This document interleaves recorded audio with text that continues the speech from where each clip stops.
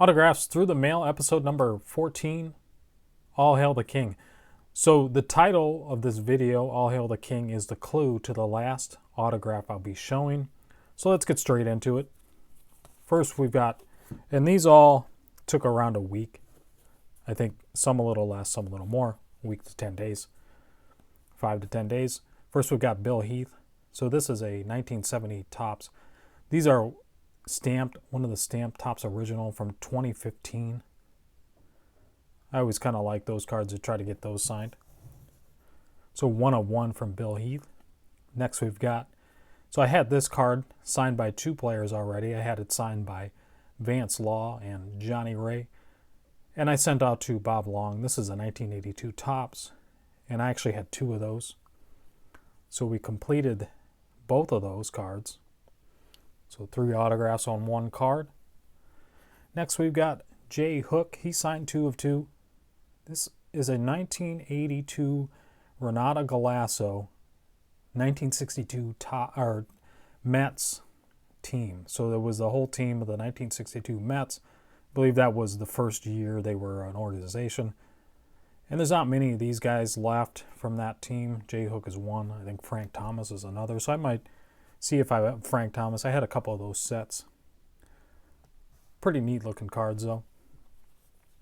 Next we've got Dan Larson, 1983 TCMA Iowa Cubs there.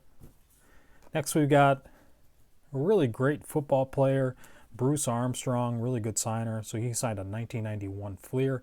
I actually sent 2 of these, the Louisville Finest, and I kind of talked about these cards in a previous video. They had like Louisville, North Carolina, a bunch of colleges, the greatest players from those colleges in all sports, and they're really good sets to get autographs. But I sent him 2 of these cards. He kept one. He returned this 1991 Fleer, which is fine. I kind of expected that he might do that.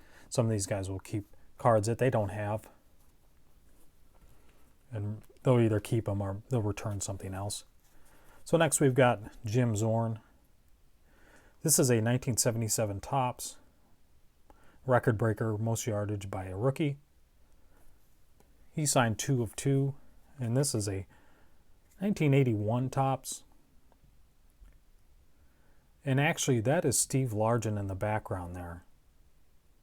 So the autograph didn't turn out real great, but that would be a really cool card to have Steve Largent signed. And I don't know who number 78 is back there, but you could look at the Seahawks roster of that year and you could figure out who number 78 was and then see if he signs or not. So I might try that. I might have another one of these signed by him.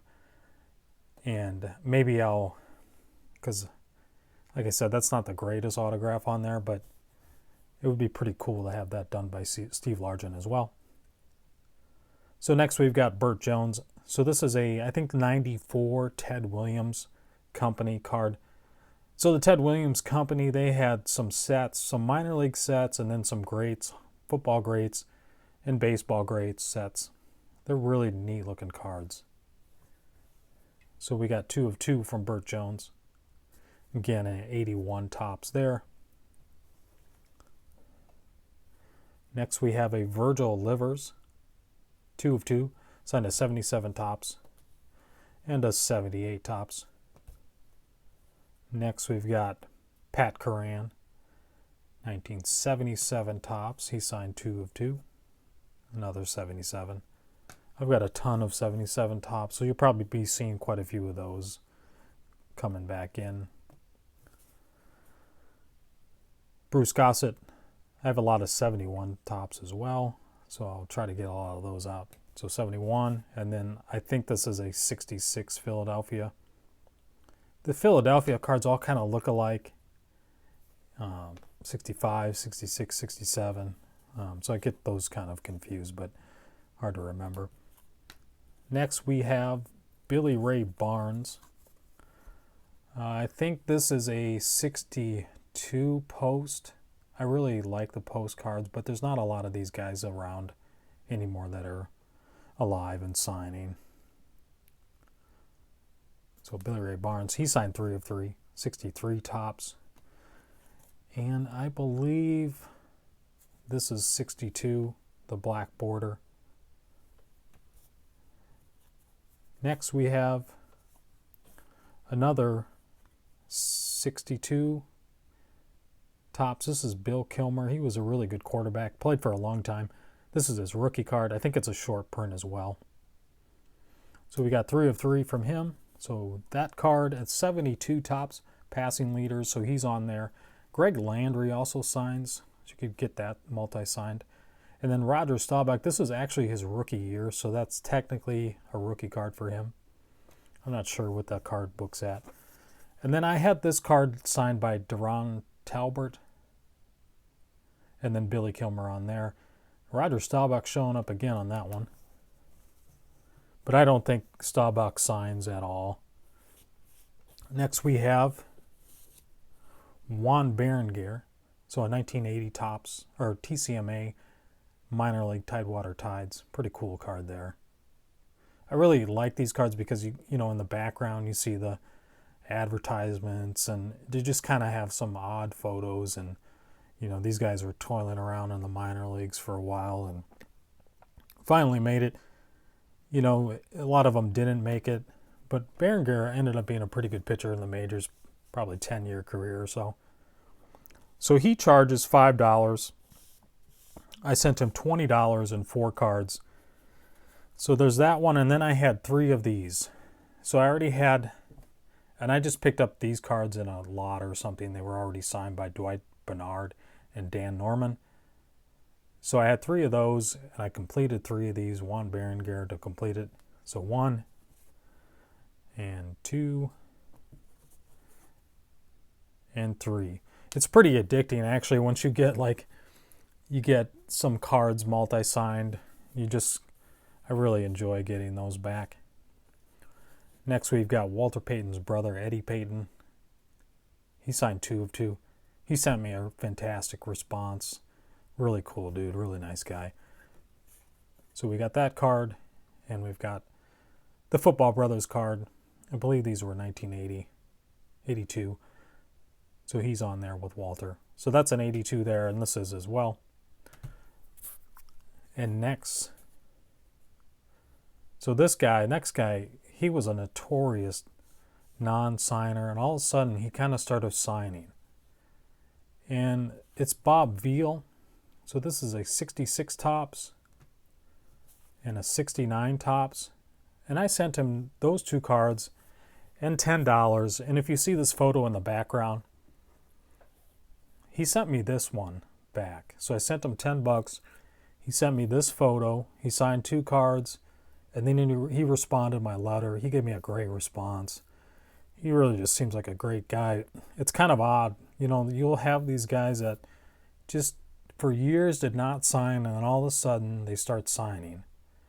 And it's just kind of strange how that happens, but it's good to keep an eye on those kind of things. Like I said, I'm on sportscollectors.net. I'll just scroll through a few pages of people put their recent returns up and see if there's anyone that stands out, that players that, like I said, notorious non-signers in the past all of a sudden start signing.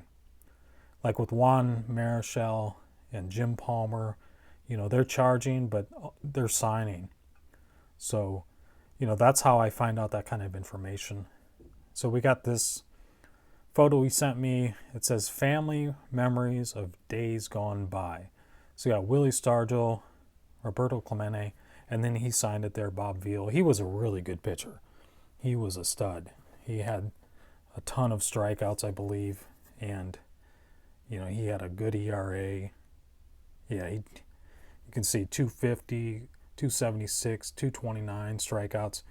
So he was up there for a few years in leaders of ERA and strikeouts.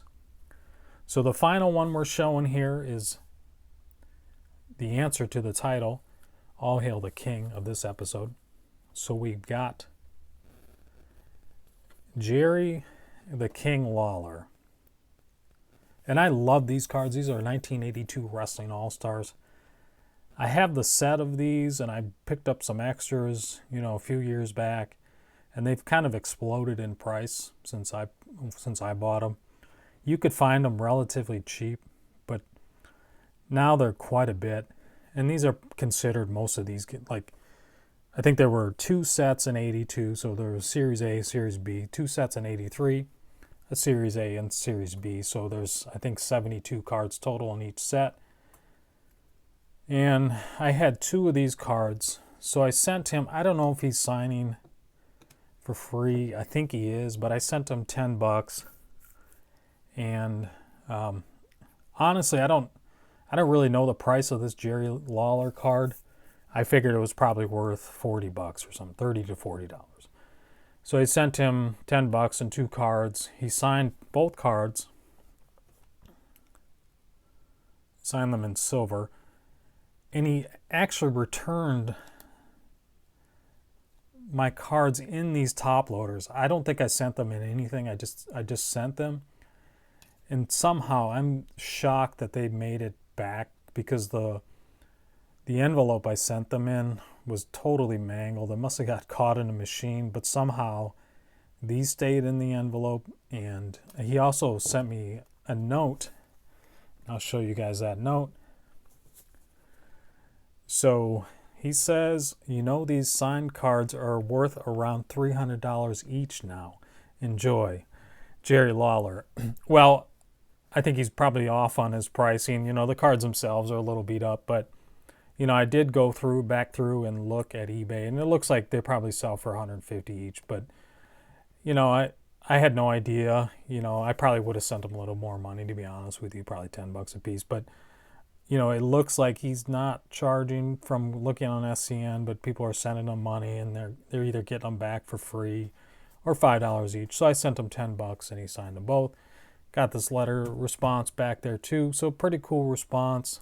I was always you know, Jerry the King Lawler had a feud with Andy Kaufman. You know, there's a documentary on that. There's some interviews with them on Letterman and stuff like that. So if you guys aren't aware of that feud, it's pretty interesting to watch.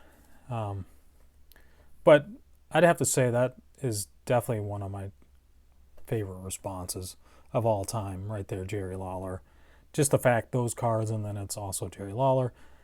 So thanks for watching, guys. Please like and subscribe. Leave a comment below. Stay tuned for a lot more, guys. Thanks.